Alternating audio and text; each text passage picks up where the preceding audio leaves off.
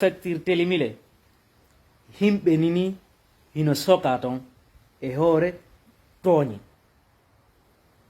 gentoɗo eno moƴƴa on yiyomon no yiɗi ɗo colonel Mamadou lamarana ko kanko woni préfet on Télémele lande ko jelu CNRD joni mum lande ko jelu CNRD joni mum fi convaincu go jama o CNRD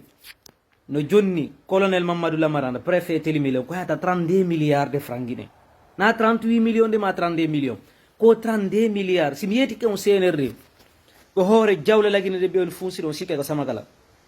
nini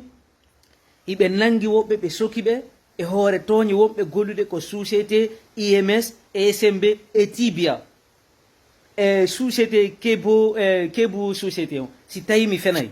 colonel Mamadou lamarana yaltu inna mi fenayi mi ɓurta e laɓɓinde secret ji ɗi yiɗa andigoye mbeɗe andi si ɗum noon feƴƴi ɓayi a yimmino yaaɗa ha hiiduɗa e Mamadi doumbouya par ce que Mamadi yii wakkilare ma nden ko wonɗa kon wakkille a sensibilité jama o fi yoɓe tawto Mamadi doumbouya fi yoɓe no wuyi ala nouvelle constitution fi yoɓe votan Mamadi doumbouya no usujiga waɗirta no an kadi kono wonɗa waɗirta donc ɓay a yeehi ha a yiidi e Mamadi doumbouya ɗi mbuuri 32 milliards jiɗi ɓe jonnuma ɗon artu ɗon e ɗi société ji SMB e kebo société e IMS on ko jeelu détournuɗo ɗon hakkude moɗon Allah par ce que ko onon signi wonɓe ɓen gollude kala hoore kala wonɗo gollude toon ko 10 millions duwa yoɓede si tawi mi fena yaltoyna mi fena ko 10 millions o duwa yoɓede onon kuppuɗon ɗum waɗon goto kala 4 millions wona yoɓede wolnoɓe fof ɗo nangi ɓe ɗon sokkiɓe ka ɗamari ɗimmojo forestier jo police militaire policier jo si tawi mi fena ino mi fenay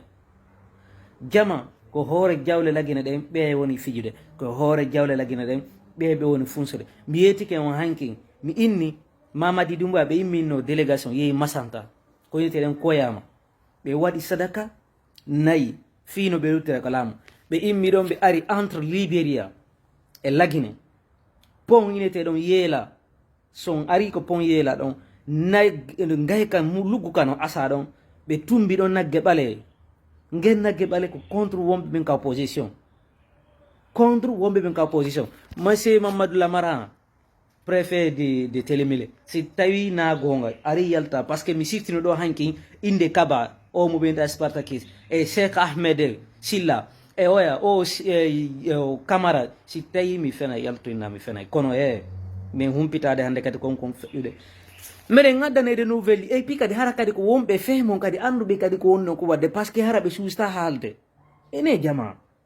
simi yetike ko CNRD yani mo sikkude ko samakala CNRD yani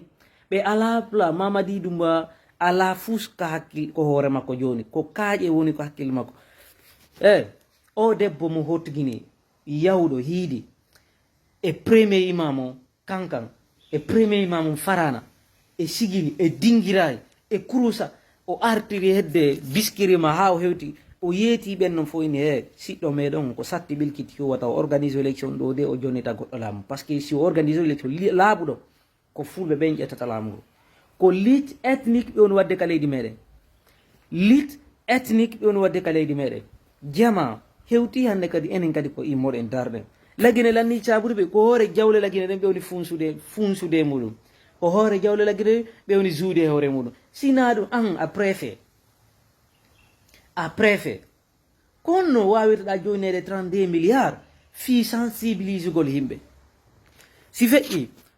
ka sous préfecture misra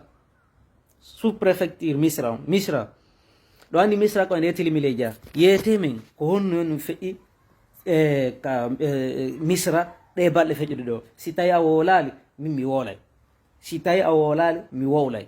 si min manike noon c'est à dire se mbiɗa yewtore fi ɓe taw ɗi bandiji taw harano kirɗalan taw par ce que ko laabi mi suti e kadi yettito belam ɓe fof mbiɗa andi min fode a image komi goto mais yimɓe jokku belam yimɓe wonɓe ɓen ɗowdelan koɓe buyi nara noon na oɗo tun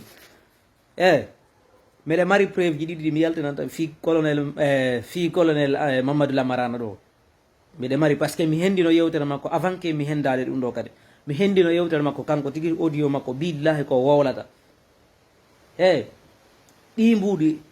ɓeɓe sokkuɗon ɗo fof ɓeɓe jattuɗon ɗo fof sokkuɗon salinoɓen fof fiiɗon sensibilise ude ɗi mbuuɗi ɗi détournuɗen ko IMS e SMB e tibia ɗi e kebo société ɗi mbuuɗi ɗi détournude ɗon wole comme honno détourna noon parce que ɗin noon hay Mamadi doumbouya ino ngalɗe ɗum noon par ce que